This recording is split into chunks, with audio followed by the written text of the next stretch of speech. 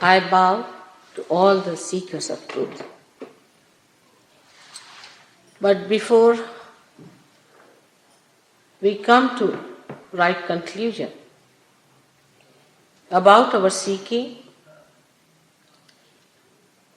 we have to understand that truth is not a mental action. If your mind says that this is this, it need not be that. It is our everyday experience in life that mentally, when we try to establish something, we find after some time that we have not been absolutely correct about it. Whatever is known to us is already there. But whatever is unknown, even about that, if you have preconceived ideas, that this is the unknown, this is God, this is Spirit, then it could be that you are very much away from the truth. But scientifically, if you have to approach any subject, you have to keep your mind absolutely clean and open. That it has been said by many great saints, many great gurus, that we are to be born again, and that we are the Spirit. Are we to believe in them or not? Perhaps we should reach at least this conclusion that they did not take any money from anyone and they could not have been fake people. They did not do it for money's sake. So, if we have to be born again, to reach the right conclusion, we should know what should happen to us. For example, if you certify that I am a born again, then it is misleading. Supposing I certify myself that I am the Prime Minister of Australia, do I become? I have to become. So just by taking a certificate, we are cheating ourselves and avoiding the opportunity to be born again. So to be honest is the first way we can really be the seekers of truth.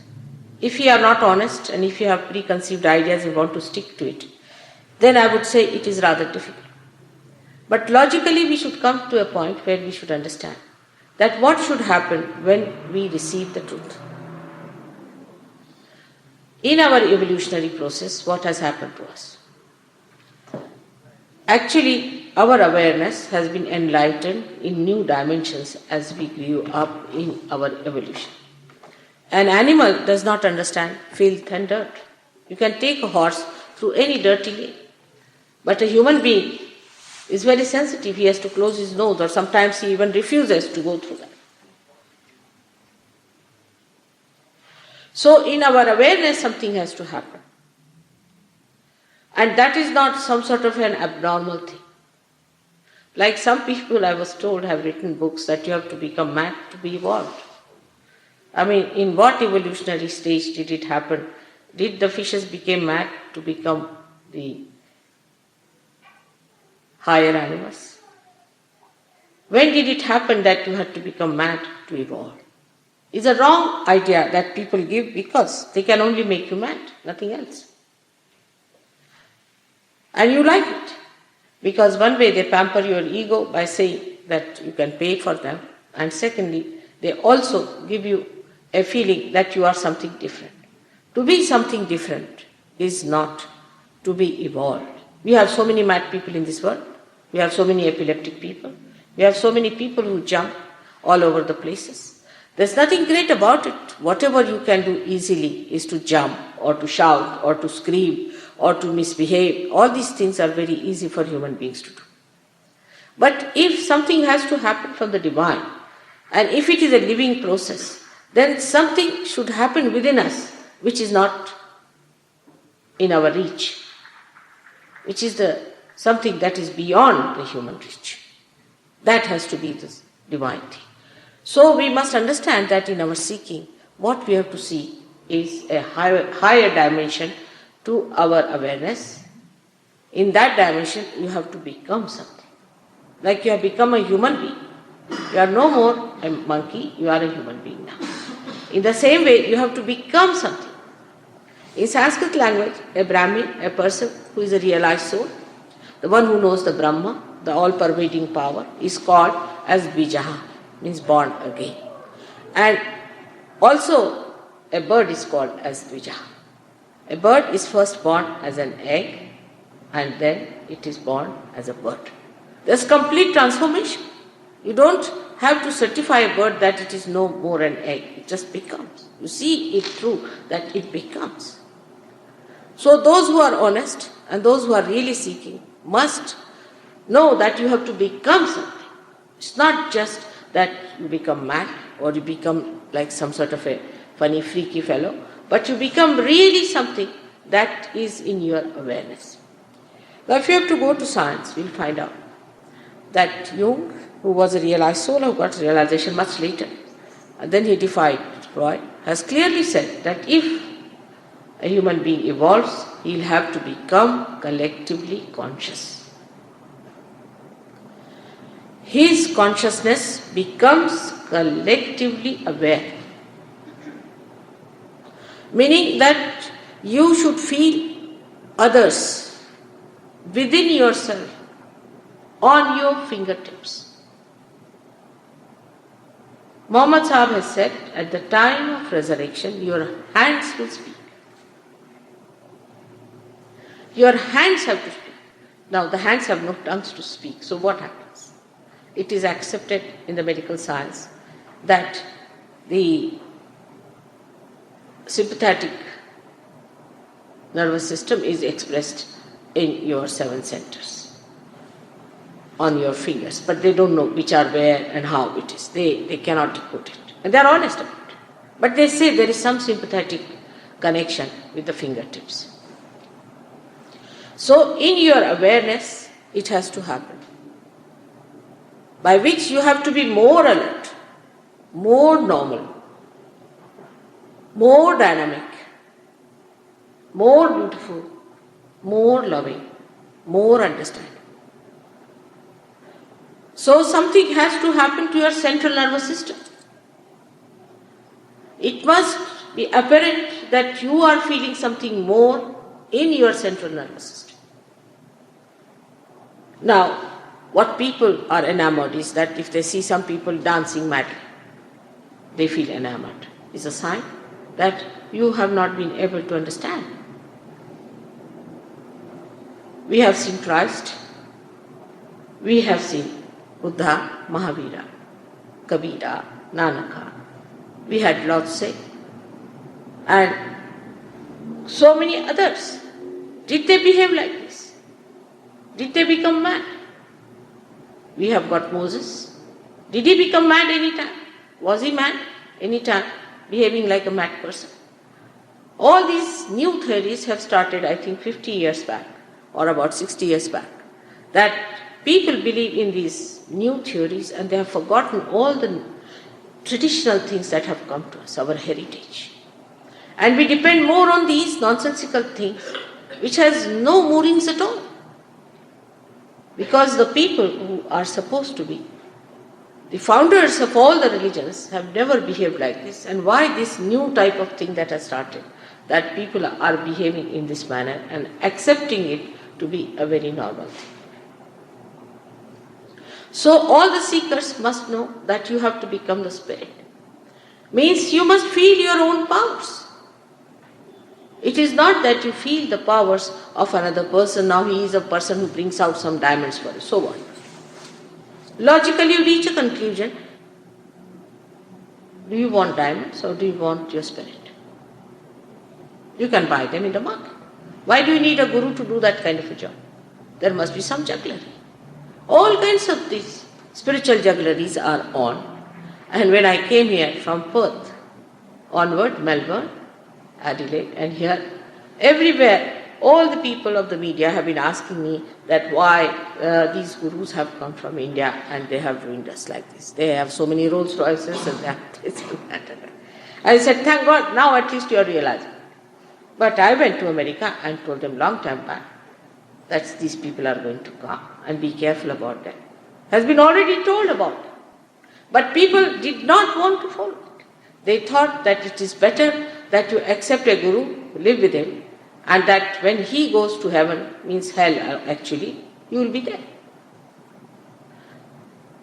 Now, I am very happy that a awareness is coming to the seekers, that a lot of them are realizing that they have not found the truth. If you are reaching that conclusion that you have to find the truth within yourself, then Sahaja Yoga will work much wonders. Now, our evolutionary process has not been anything which is dead. It is a living process. There is a force within us which brings forth our evolution. And living process cannot be activated by mental activity. For example, if you put a seed in the Mother Earth, it sprouts by itself. By saying that you better sprout now, or by saying that it has sprouted, you will have just mental satisfaction of creating an imaginary image. But actually it has to happen. The happening has to take place. And this happening is built within you. That has to happen within your being, and is already, you are destined for it. As he has told you, there lies this triangular bone which is very inconspicuous. You can't even see that. I think it is drawn very small. We should really enlarge it and show. That is the triangular bone within us which contains this force called as the Kundalini. Now regarding Kundalini, you must have read many books also. In India, I saw some books, I was amazed, and written by mostly foreigners, such big books, and they didn't know where the Kundalini was, in the stomach or in the nose. Such confused people need not have written. If you are confused, better not talk about it. You see, if you are confused about something, what's the use of talking that this was the confusion, I got a shock and I got a heat and all this? Then why do you talk? You don't know anything, you are no authority. So you have no business to talk about it. That means you are naive, or you are being being absolutely a person who is uneducated about it. Why should you talk when you are not an authority? Not only talk, but write. And books after books have been written by people who have no authority to write these books. And that's how they have created another myth that Kundalini awakening is the most dangerous thing and what should not do. Now imagine what a mistake it is. Who is the photographer?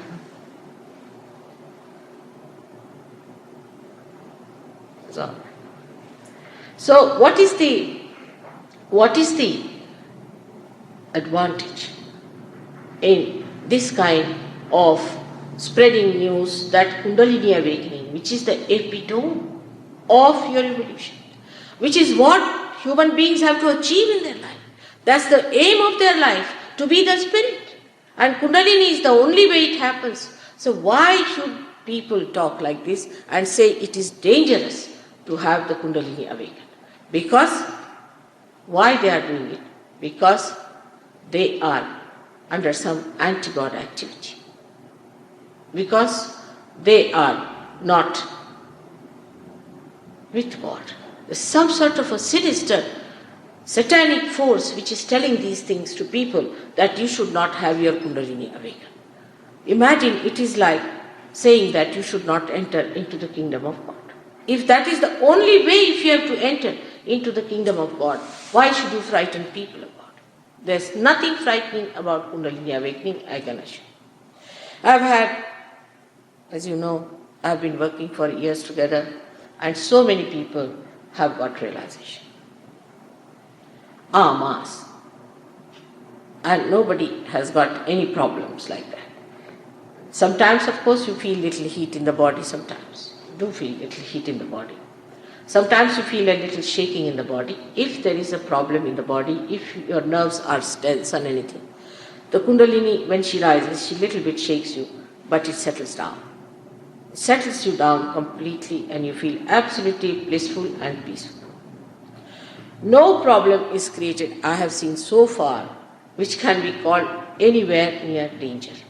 On the contrary, when Kundalini rises, she gives so many byproducts to begin with. Of course, she is the power of pure desire. The only desire that is pure in human beings is to be one with the divine. All other desires are not pure because they do not give pure joy.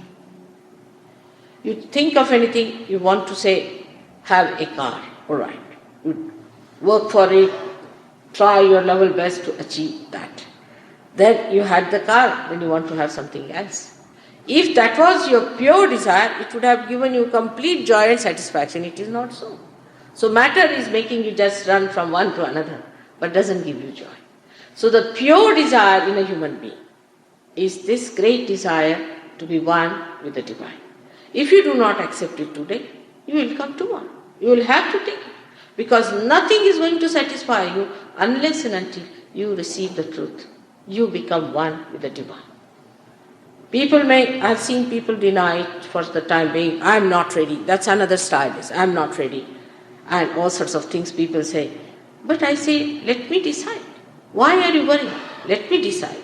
If you are ready or not, what is the problem is, it can be worked out. I have really worked for years together to know all the permutations and combinations and the problems and the barriers you have.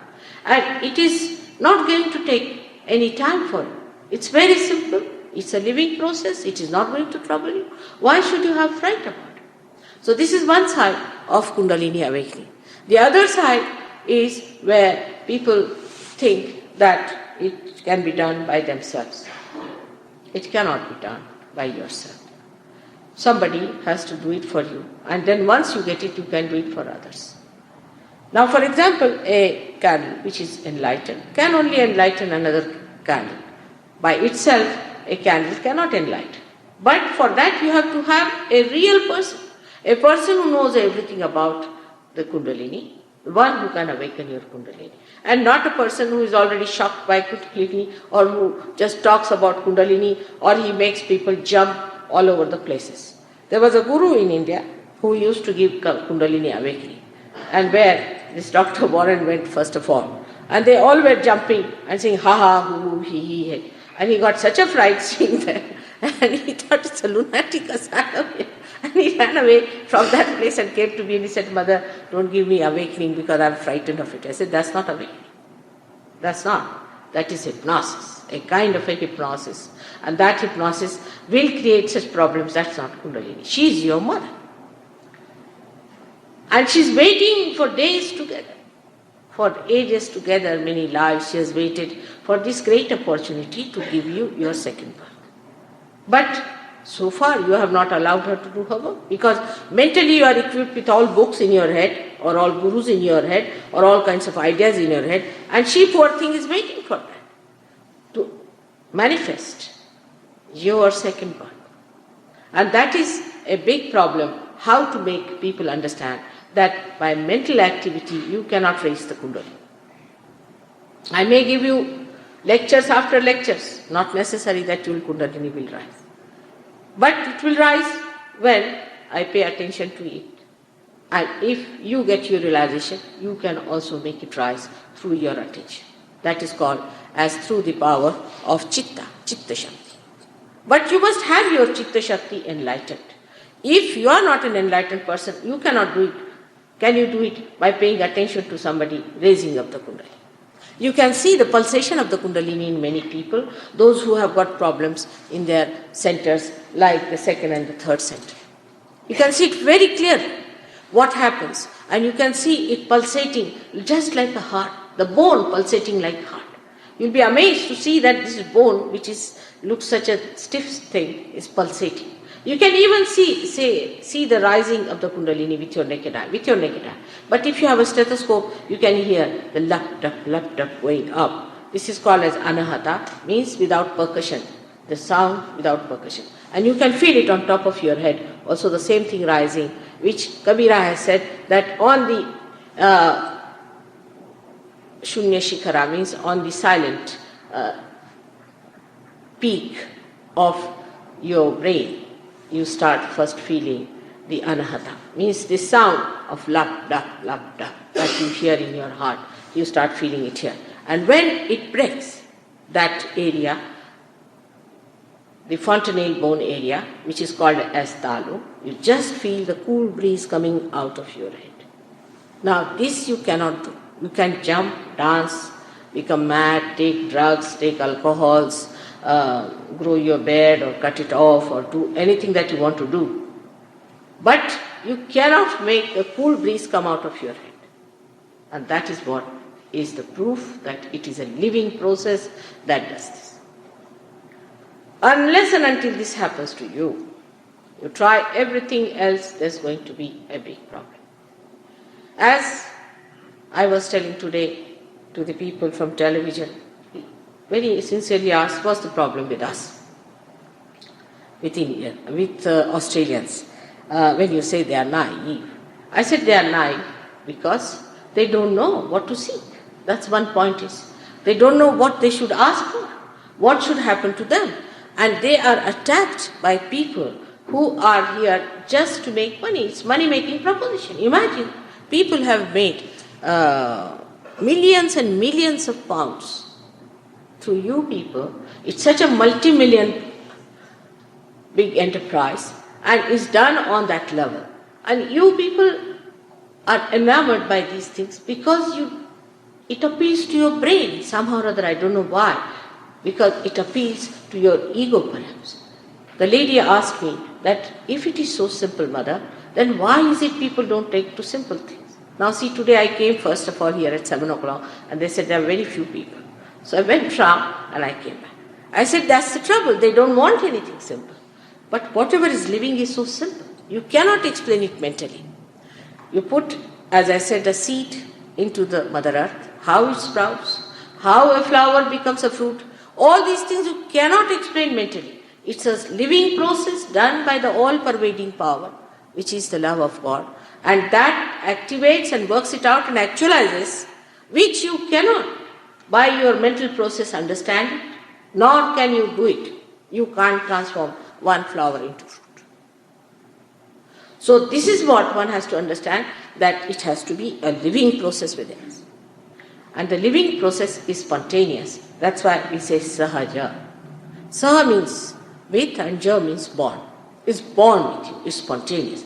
Like your breathing is born with you, like your pulsation is born with you, like everything that is born with you, you take it for granted. It exists in the same way. This Kundalini is born with you. And this awakening is also your birthright. As a human being, you have a right to have this awakening within you, and you should have it, and you must seek that. But because of no education on this point, perhaps, traditionally we are not educated to understand. Christ came on this earth when he wanted to explain all these things. He had to go away.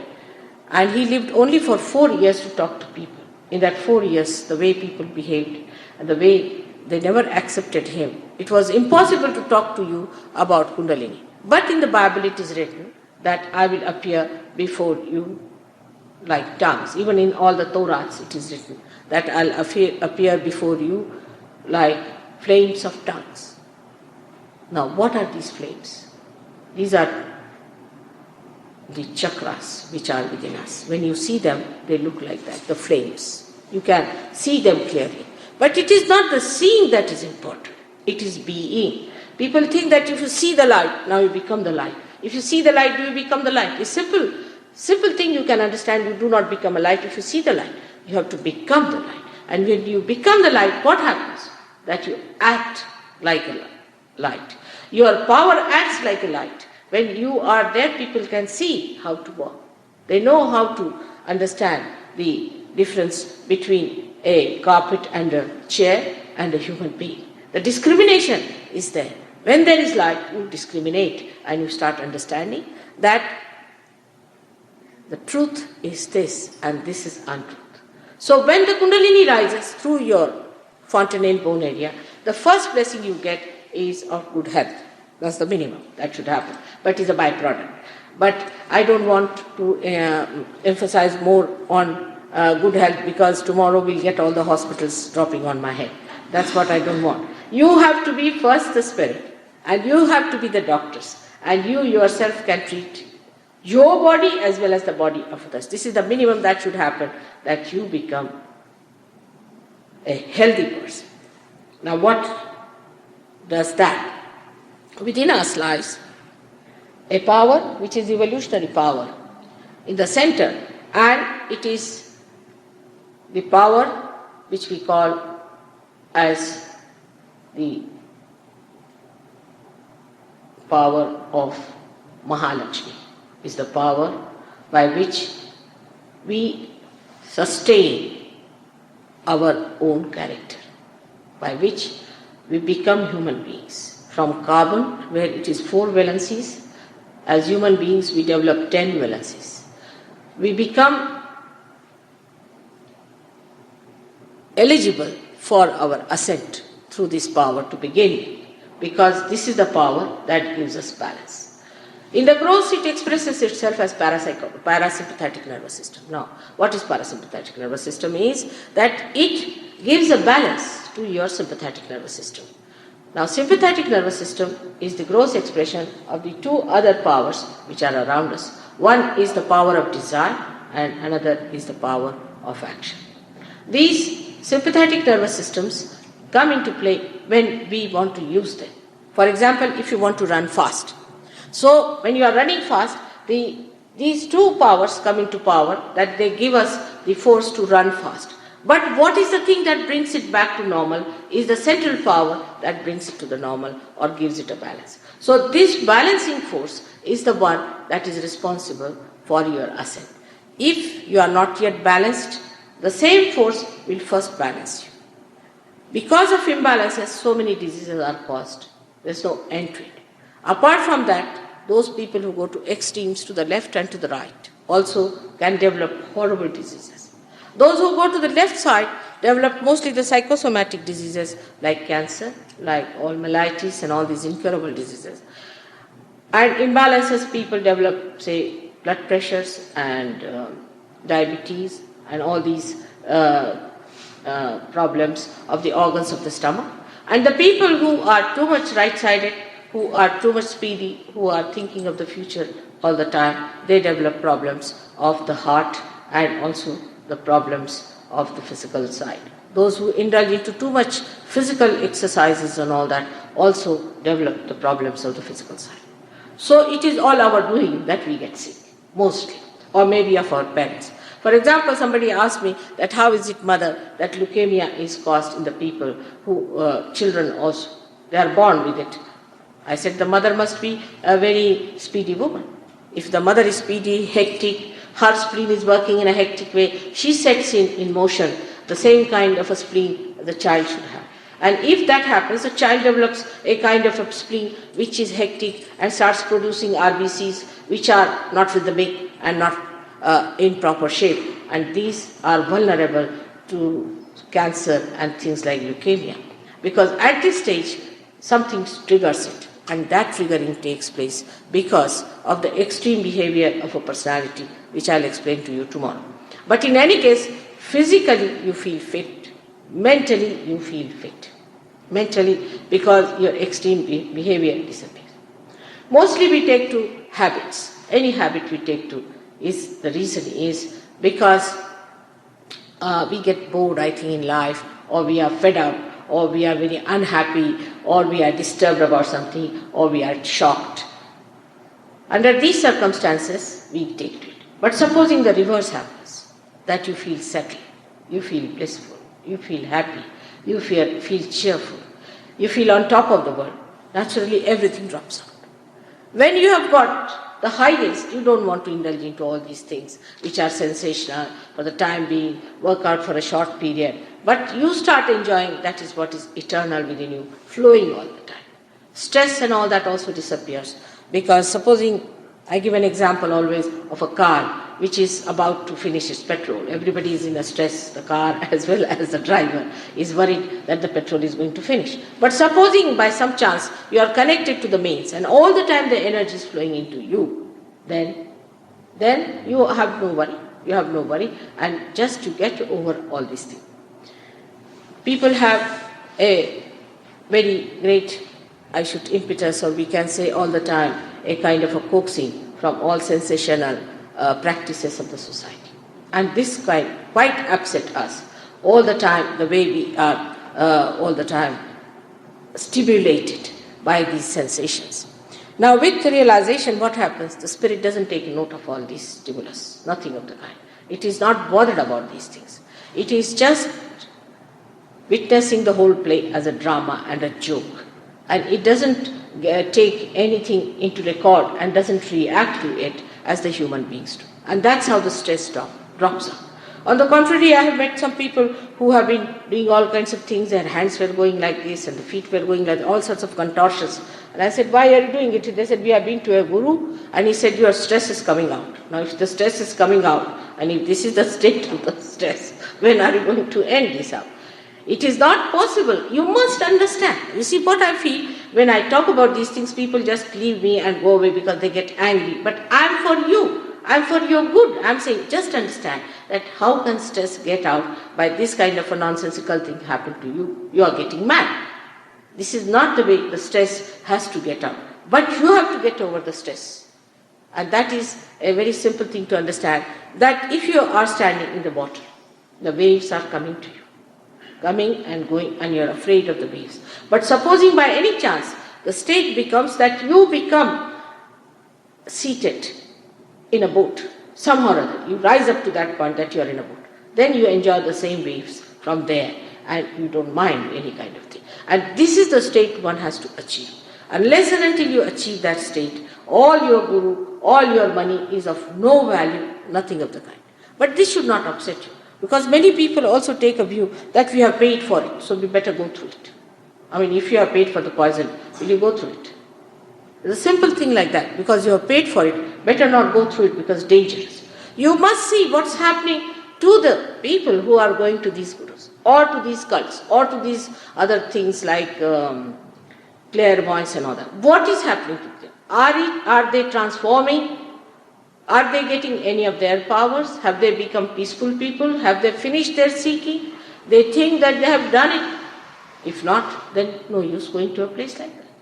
But human mind, I don't understand sometimes. Like they see a person coming out of the pub falling in the dirty lake, and still they walk into the same pub. So I can't understand why people do all these things. But mainly we have to know that one day will come when we'll face ourselves. And that time we'll ask a question that why did I not use my wisdom to understand that these are not the things I was asking for, what I was asking, but the ultimate, the truth. Those who talk about love of God, power of God, is very easy because you see, you can read any book and start talking. There is power of God and power of love and all that. But it must act. If you talk of compassion, it must act. It is not just I say that I am compassion, embodiment of compassion. So what? You may be embodiment of compassion. I can gather some money from you people and start a hospital here and say I have treated so many people and you give me a big prize or something like that for is nothing. That's not the way the compassion acts. The compassion acts in the same way as the sunshine acts. If you are near such a person, you remember that somebody touched Christ and something went into that person. Christ said, somebody has touched me who's sick. And the person got cured. The compassion must act. Otherwise it has no meaning. It just talks and advertises that you are the love, power and all that. Is not so. Something has to happen.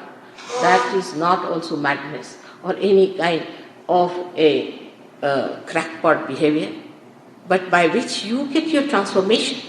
And that's what you should ask for the reality and not for unrealities. And in reality, you'll be amazed, you will see where you stand as far as you are concerned and others are concerned. What is the relative position? That you are the part and parcel of the whole. You start feeling that you are part and parcel of the whole. And when that happens, there is no compassion that speaks. Because supposing this finger is paining, automatically I press this finger. I just press it because it is paining and I just feel it because it's me. It's me there. So I just do it. So that's how the compassion acts. It doesn't think it is doing any obligation to anyone that this finger should pay anything to me. It's my finger. It's myself. How can I not touch it and put it right? In the same way it happens that you become part and parcel of the whole. And when you become that, you just act as a part of that whole with all its powers. And that should happen to all of you who are seekers. Normally, Sahaja Yoga is better for people who are not extremes by nature, who are central people. It's very good. It acts very well on them and helps them immensely. Also, those who are in the extremes are also drawn in the center, because Kundalini is a movement in the central path. And when you are paying attention to me, and I say you pay attention to yourself, you cannot do it. But when Kundalini rises, she sucks in your attention inside, like an incident or a happening within, and then the attention, even if it is on the extremes, is sucked inside. And when it is sucked in, it just rises. Or one must know that lots of things happen when it rises. It just doesn't rise just like a pre-moon rising up, but lots of things happen within your body. Lots of centers go into different kind of bandhas and all that. It happens. As a car starts, a lot of things happen in the inside machinery. In the same way, when the Kundalini starts rising, lots of things happen inside, but very smoothly, because you are fantastically, beautifully and delicately made, with great care. It's not easy to destroy Kundalini. It's not easy. But I have seen some people have got very sick Kundalini. Some people have bleeding Kundalinis, I have seen. And of course, if they are devils, they may not have Kundalini at all. But it is not easy to destroy this bone also. If you burn the body of a human being, this bone is the last to be burnt and requires a very high temperature to burn it. That's why people called it a sacred bone. But when I went to Greece, when I asked people why did you call it sacrum, they said because we had a report with a Indo-Aryan group much before Alexander went there, and they told us that this is a sacred bone. And we found out that when you burn the body, this bone remains still there. So we thought must be something sacred about it. Now, tomorrow, day after, and after that, we are going to have 3 more programs. Today, in a general way, I have spoken to you because they said just give introduction to Sahaja Yoga, what is Sahaja Yoga is, and that's how I told you that you cannot pay for it. It is effortless, it is spontaneous, it's a living process, and through the grace of God it works. And by this happening, you get your transformation. You become something else than what you are in your awareness. You become a more powerful person, a dynamic person, you start feeling another person. It's a fact. You can ask somebody has come now all the way from Perth, and when he came to me, he was in a big problem because he had been to gurus, this thing, and he realized that he made a mistake. But nothing could rectify it. But now he's rectified, and he could feel his cool breeze actually on his head and all over. So this is the thing one has to understand, that you must honestly ask for the truth and not for something that is being told to you before. This is what it is, should happen to you, that has never happened before and cannot happen through human effort. So tomorrow, day after, and after that, we have 3 more days. One day I will talk about chakras, tomorrow, and then about these 3 powers, and lastly I'll tell you what is to be done after self-realization, how to keep it up, how your spirit is your guru, and how he teaches through your vibratory awareness, how you understand what is right and what is wrong. I think that is how we'll space it out and we'll work it out. But today we should try to have the session of self-realization also. It might work out very well. May God bless you. If you have any questions, I would like to have the questions for first day. It is important if you have any sensible questions. But I don't know, some people say in this book it is written, in that book it is written, or this one says like that. Please don't do that. Because all these books have given you nothing. So better forget about them.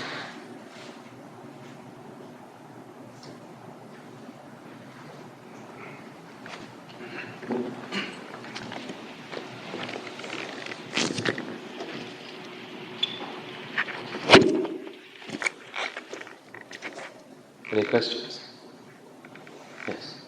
You know, it's quite difficult to sort of understand when he's talking about earlier about Kundalini and that to relate to Kundalini to sort of distorted parts through. I was trying to work on trying to establish the actual theory of it. He doesn't really understand what you were saying about Kundalini, and he's a little unclear about the action and how it works and how it manifests. I understand that because it's a very complicated thing. It's a big mechanism. See, now supposing you come in this room and I'll tell you one thing, that if you want to put on the light, just press a button. Now you can say, Mother, I don't understand this. How can it be if I press the button? It will work. So I'll have to explain to you the history of all this mechanism and how the electricity has come here and how it works and how we have brought it here. All those things I'll have to explain. But it's a headache. So first, why not have the light? And then I'll tell you everything. You will know each and everything about Kundalini, because in a small lecture like this, where I have to cover so many points, you see, not easy to tell you all about it. But you will know each and everything about Kundalini yourself. You will be able to raise the Kundalini, you will be able to give realization to people and understand it as if it is your own thing. So what I am saying is better to have the enlightenment first, and then we can understand it mentally. All right? Thank you. Yes? Why is it some people's hearts open up easily and others don't? Why is it that some people's hearts open easily and others don't? You see, some have good brains and some have good hearts. What can you do about it? It's all you're doing. All right. Is there any question? Yes, please. Mataji, it says in your literature that you're going to spark a transformation on this earth. And a lot of the literature that I've read leads me to believe, it says, finally there is someone here. It leads me to believe that you are the first and the only one who can grant this self-realization. And I wonder if you acknowledge that there are other people living now who can grant this realization. Okay, just hold. What is it?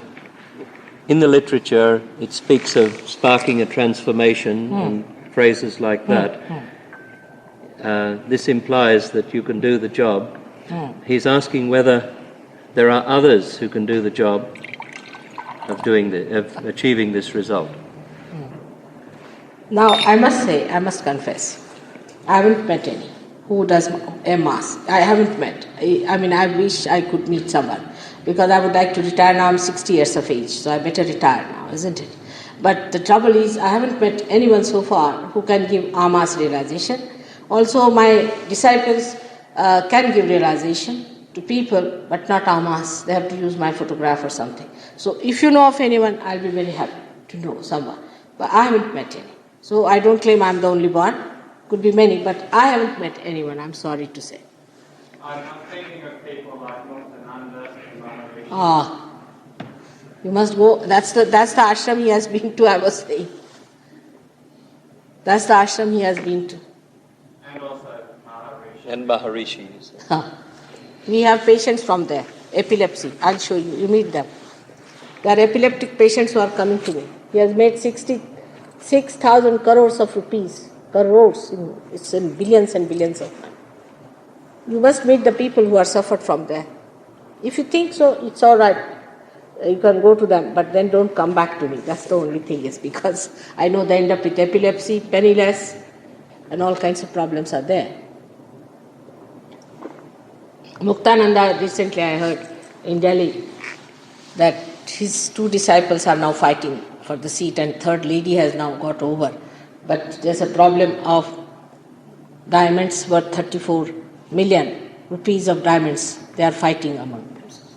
Say, all right, I'll do it. You see, if you move up, people start looking at you. Please don't come. Yes. All right? Thank you. So that's not the way. You should see the result on people. That's the thing, on yourself. You see, they have a lot of money, they have made a lot of money, and they can propagate whatever they like. But you must see what you get yourself, is the point.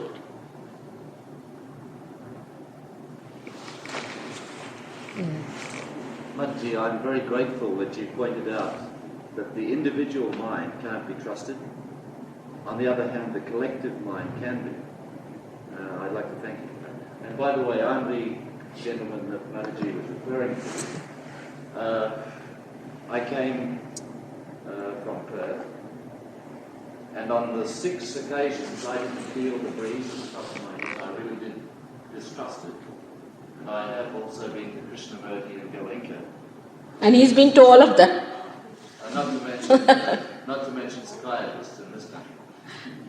And on the second occasion in Perth, I did feel the breeze at the top of the head. So, thank you. Thank you. I was so happy to see him here because when I met him, he's such a great seeker. I said, really, tears came into my eyes. I said, look at this one. He's such a great seeker. I don't know what has happened to him. And today I find him here. I'm so very happy you do. It's such a great thing because you are seeking the truth. You are my children, I feel. The way you are misled is something so painful you can't imagine. It's very painful. Yes, please. Yes. Mataji, like if you practice a religious life in Australia, you still got all these problems with the Aborigines, right? Like how can you overcome that problem? I'm just telling you.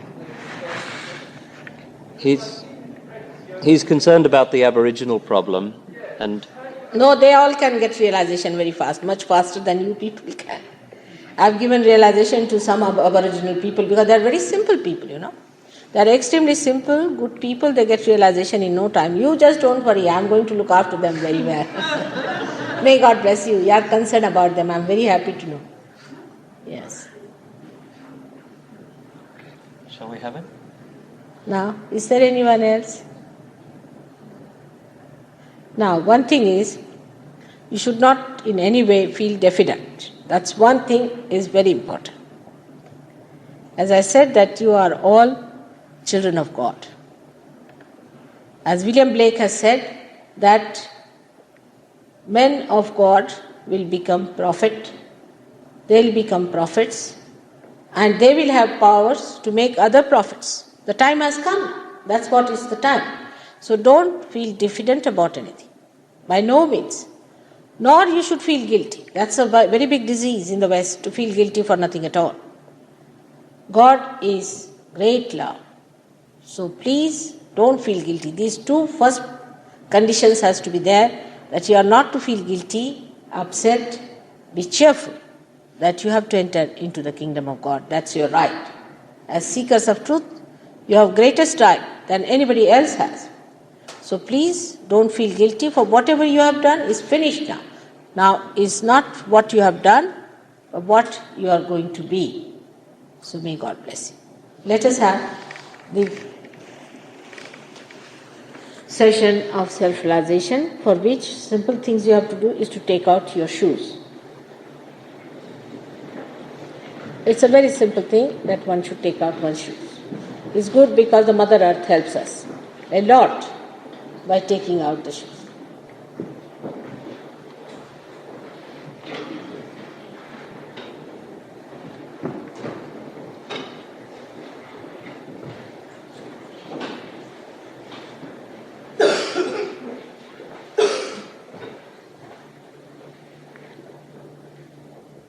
Now, put both your feet on the Mother Earth, parallel.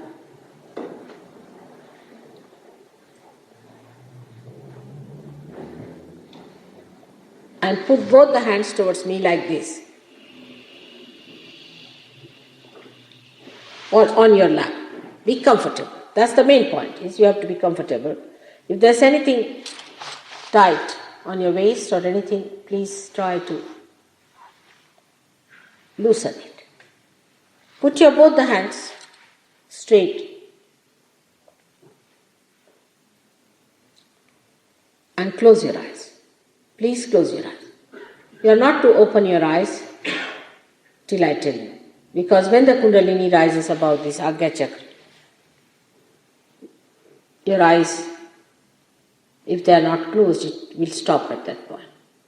It would be nice if you can take out your spectacles also, because eyesight is very much benefited by Kundalini rising. So just put both your hands towards me very comfortably. And don't worry if you are thinking or your mind is going here and there. Do not try to concentrate. It will just work out. by itself. You don't have to do anything. It's all within you. It will just work out.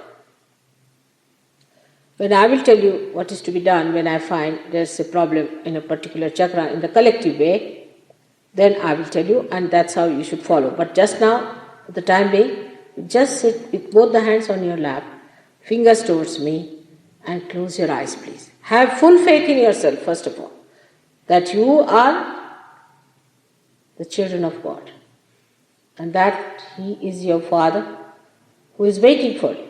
He is anxious that you should enter into His kingdom so that He bestows all the beauty and bounties.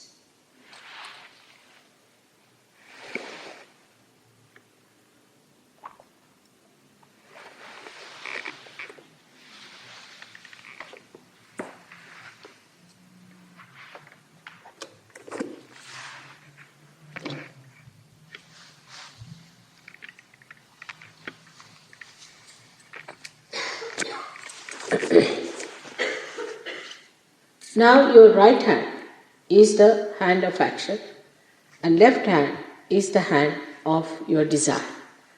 Your desire is to be the spirit. So put your left hand where it is in a proper way, in a comfortable way. You don't have to move the left hand because the desire is there, but action has to take place through the right hand. Now, keep the left hand as it is, and the right hand, you put it on your heart to begin with. On your heart, on the left hand side, please.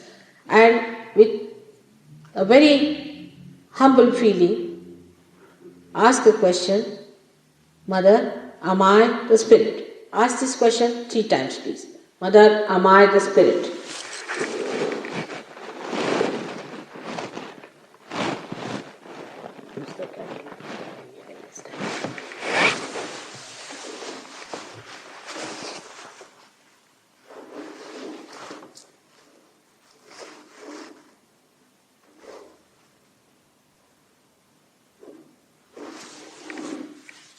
Now put the same hand down on the stomach on the left hand side. We have to work only on the left hand side with the right hand. Press here with your finger and just say with full confidence, Mother, I am my own master. I am my own guru.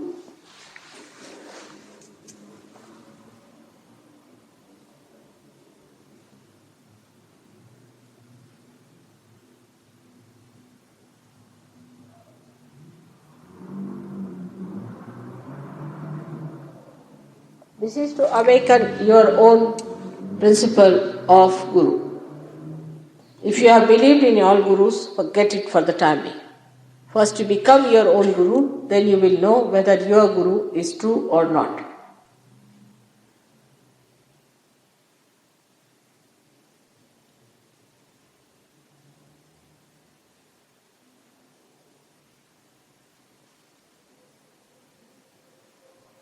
You have to say this 10 times, that Mother, I am my own Guru, with full confidence.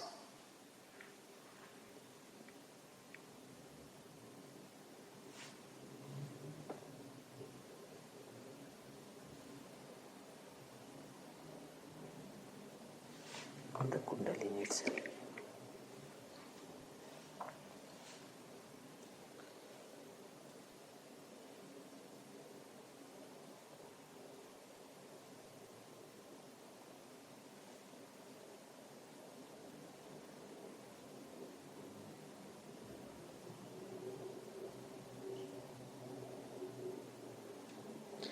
Now, raise this hand higher again onto the heart.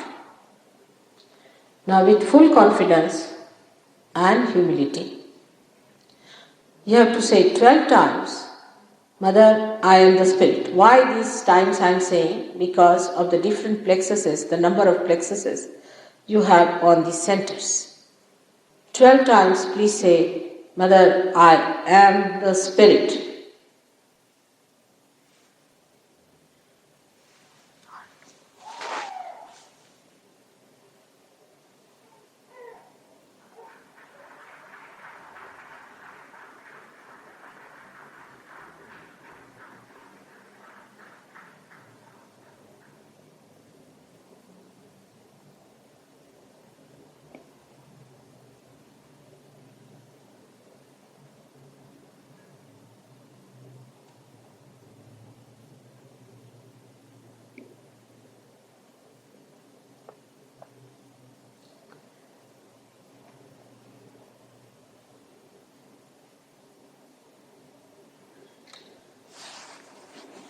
Now, the same hand you have to raise higher onto the left side of your neck. This is another center which is called as Vishuddhi center.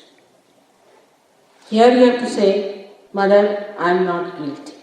This has to be said 16 times as a punishment for feeling guilty. You have to be cheerful and not to be upset about anything. Just say, Mother, I am not guilty. Just say that for doing anything. Because you are seekers of God. And if you have done any mistakes, it is none of your mistakes. It's just done. Because you did not know what was to be done. So just first of all forgive yourself and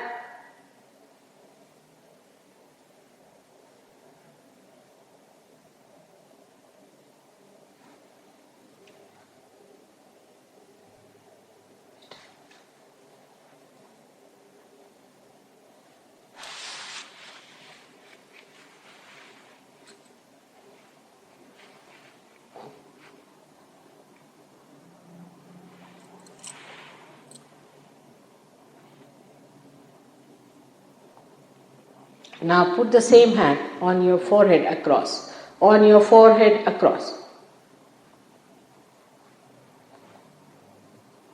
Now say one thing which is very simple. Mother, I forgive everyone. Say it from your heart. Everyone. Some might think that it is difficult to forgive, but it is a myth. By not forgiving, you are doing no harm to the other person, you are just harming yourself. So just say, Mother, I forgive everyone.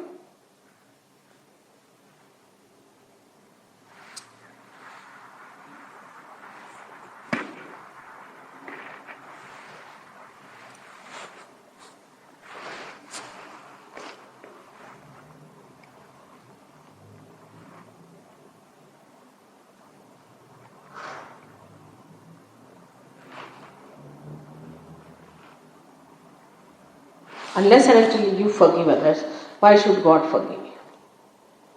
Just say it with full heart. Put your hand on your forehead comfortably and say, Mother, I forgive everyone. From your heart, just forgive everything. You will find your load and stress will all go away. This is a mantra for that center. Now raise your hand on top of your head and just press in the center, in the fontanelle bone area.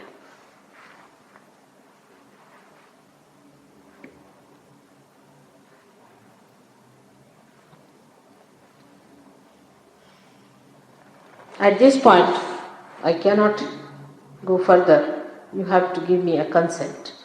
You have to ask for your realization because you are free to choose. With your heart, you should say, Mother, please give me realization. Just ask for it.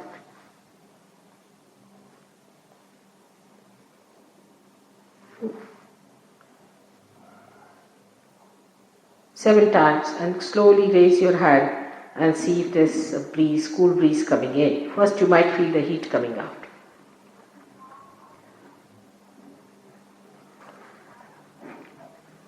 Raise it higher, about 4 inches maybe. Just see if there's, you can move your hand and see. You can put another hand on top of your head and the right hand down the same way as the left hand was. So you can change your hand and see if there's a cool breeze coming in.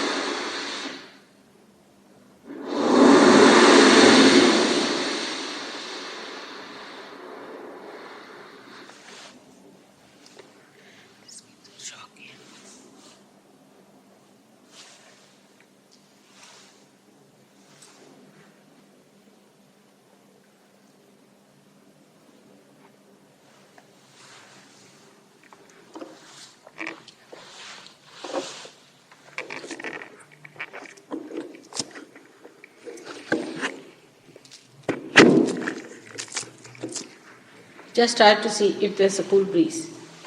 Again, raise your hand one by one.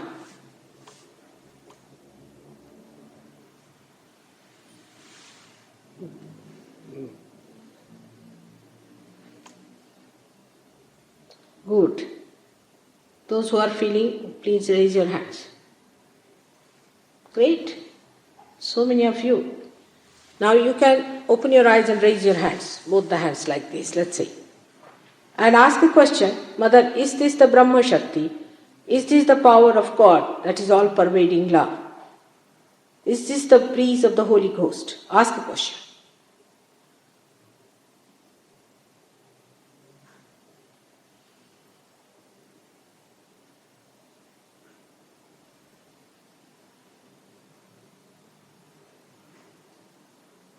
It's a sensation in the fingers you feel first, and the kind of cool breeze all around. Now bring your hands down and see if it is coming in your hands as well.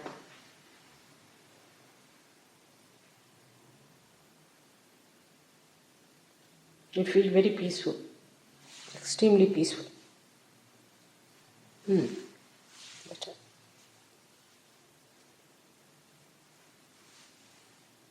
Good. Close your eyes and enjoy yourself.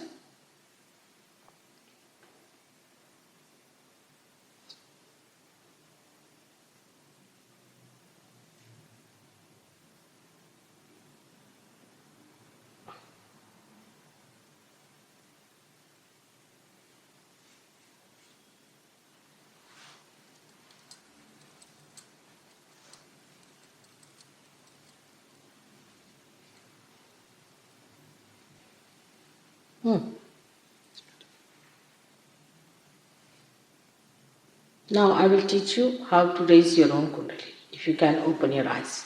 This will even help you to feel it more if you have not felt. Because it's a very subtle, sukshma. And we are from a gross awareness going to the sukshma awareness, to the subtle awareness. It is rather difficult in the beginning to conceive it, because you cannot conceive it mentally, you have to feel it. And unless and until you have felt it, you should not say that you have felt it, but try to understand that it is there. It is there. Now let us see how you can all raise your own Kundalini. You don't have to go to any guru to do it. Yourself can do it. Put your left hand in front of your Kundalini.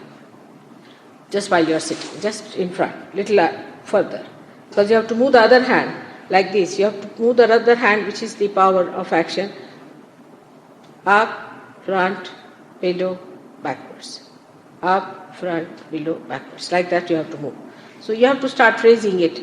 Now from that point, let's start moving it. Up, front, below, backwards. Start moving it, try to raise this hand, bring it up, higher, higher, higher, higher. Now put up your hands, absolutely, and give it a big twist there. Twist, and now tighten. Let's do it once more. Again.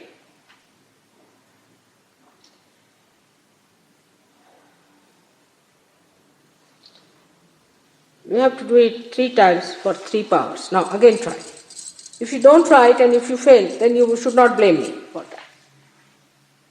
Again try it. What trying and finding out if it is true or not. Come along, let's have it again. This time you have to give 3 twists at 3 knots. Now, give 1 twist, 1, another twist, the 3rd one, and knot it down. Now see your hands.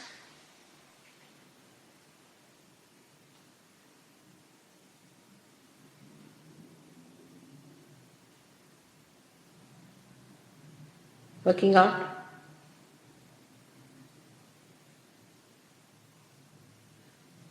Some people are getting more in the left, some more on the right. How to correct it? Also one should know. Those who are getting more on the left and less on the right should put right hand towards me like this. The one which is less should be towards me. And the left hand on the stomach. If the right hand is getting less, then put the right hand towards me and the left hand in the stomach. Means something wrong with your Guru principle, or maybe with your liver or kidney or anything like that, stomach part. Those who are getting less on the left hand side or not at all on the left hand side should put left hand towards me and right hand on the heart. This is the only thing you should know how to understand your own machine. Left hand towards me and right hand on the heart. Those people who are getting less on the left hand side should put the left hand like this and the right hand on the heart.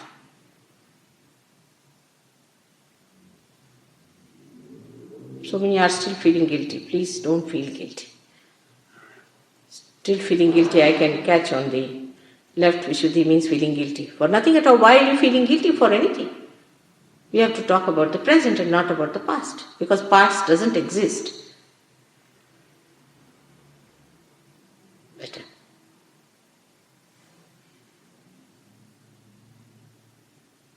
Now put both the hands and see how it works.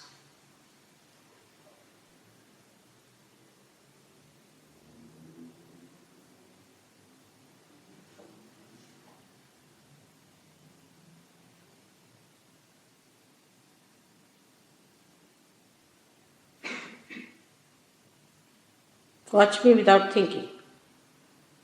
Just without thinking.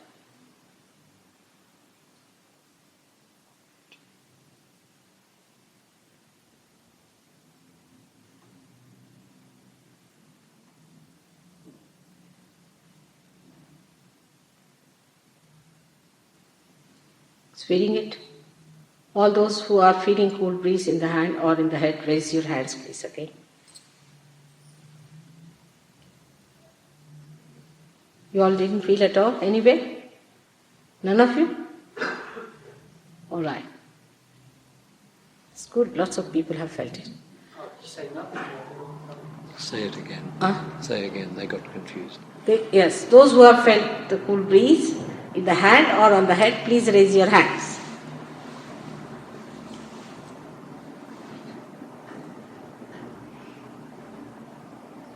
All right. Now, those who have not felt can also feel it. Nothing to be desperate or unhappy. Maybe something wrong with you physically, mentally, maybe something wrong somewhere which can be found out. It's not difficult to find out. It's very simple. So, tomorrow, if you can come again, I'll work it out for you very nicely. And also for people who have felt it, they should understand that it is to be retained. You cannot think about it. By thinking you did not get it, it just happened. So to retain it, what is to be done?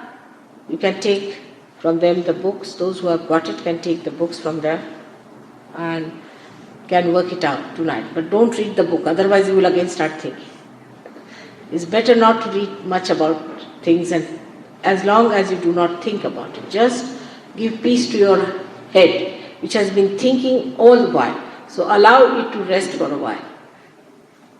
Those who have felt it can go at the back, and some people who can work on them can find out.